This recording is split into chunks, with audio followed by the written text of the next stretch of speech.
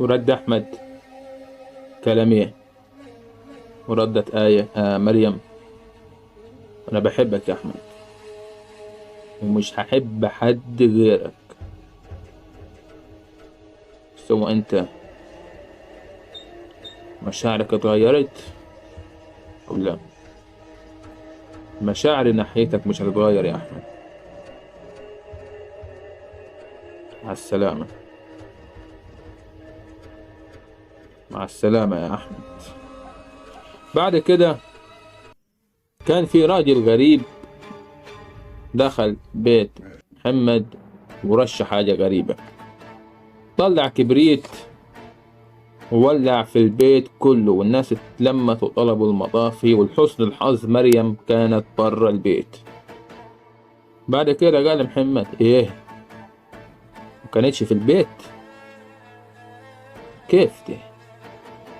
كيف القطط ب7 أرواح بنتي؟ طيب، جايات أكتر من رايحات يا مريم. اسمع اللي هقول لك عليه ده وتنفذ بالحرف الواحد. بعد كده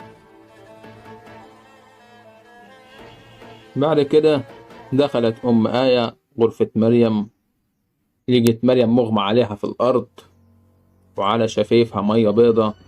نقلوها للمستشفى بسرعة. قال الدكتور: بقية في حياتكم. ورد علي: لا لا، بنتي. بعد كده راح أحمد للمقابر وقال: ازيك يا غالي، عاملة ايه؟ وحشتيني، وحشتيني يا غالي. أنا عارف إنك زعلانة مني بسبب زعلانة مني بسببي. محمد فضل وراك لحد ما موتك. سامحيني يا مريم، أنا لسه بحبك.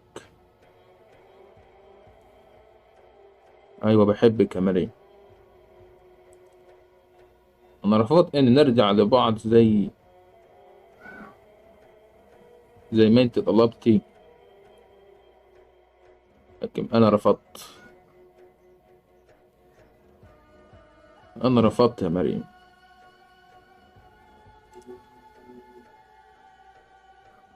عايزك وبين وأنت إفطار الحج إنك تسامحيني على كل اللي عملته معاك.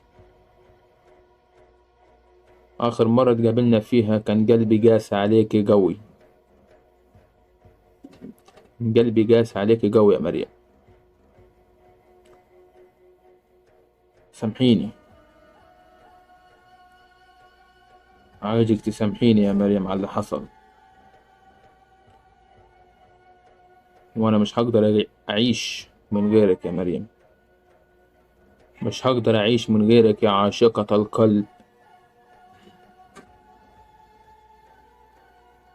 يا نعيش سوا يا نموت سوا يا مريم. يا نعيش سوا يا نموت سوا. بعد كده في شخص غريب دخل بيت أحمد وبخصوص وغرفة أحمد. بعد كده في تاني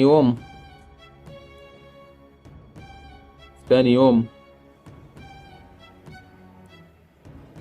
أهل أحمد استغربوا إنه ما نزلش من غرفته ولسه نايم، والعصر كان داخل على أذان. راح أحسن لغرفة أحمد، لقي منظر غريب جدا. لقينا دم على السجاد، والدم داي من ناحية أحمد. لقينا أحمد مدبوح. أحمد ذبح نفسه.